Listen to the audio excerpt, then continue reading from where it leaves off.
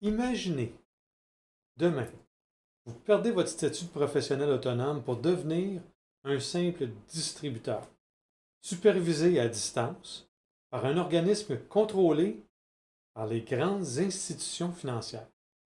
Vos obligations déontologiques ne sont pas évaluées par des pairs enracinés dans votre pratique, mais par des courtiers institutionnels, des gens qui ne font pas votre métier, mais qui décideront des conséquences s'il y a faute. Et pendant que votre autonomie diminue, vos frais augmentent. Avec des permis fragmentés, des structures doublées et aucune voix pour vous faire entendre. Dans le système actuel au Québec, c'est la Chambre de la sécurité financière qui encadre votre pratique et protège le public. Mais dans le modèle qu'on vous impose, ce sont les courtiers eux-mêmes qui appliquent les règles.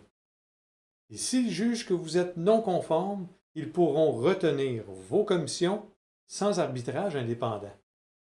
Ce serait un peu comme si on décidait, à Ottawa, que les pharmaciens du Québec n'auraient plus d'ordre professionnel ici, mais seraient plutôt encadrés par des chaînes de pharmaciens nationales et fabricants de médicaments depuis Toronto, tout simplement parce qu'ils vendent des médicaments. Et le plus troublant, c'est que le projet de loi 92 ne prévoit aucun délai clair pour vous ajuster. Personne ne sait si vous allez devoir régulariser 1000 dossiers en 2 semaines. Je m'appelle Chandrolet. Je suis administrateur de l'Association professionnelle des conseillers en services financiers, l'organisme qui vous protège.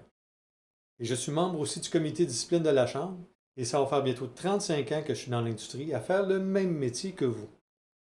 Et depuis plus de 25 ans, les représentants québécois sont encadrés par un modèle qui fonctionne. C'est ce qui vous permet d'exercer avec intégrité, légitimité et reconnaissance professionnelle. Un code de déontologie clair, une discipline exercée par des pairs, une formation continue cohérente et une proximité réelle avec votre réalité. En français, ici, au Québec.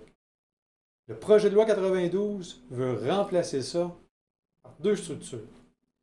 Il y a l'OCRI, l'organisme pan-canadien basé à Toronto, contrôlé par des courtiers, et un nouvel organisme québécois sans pouvoir disciplinaire réel.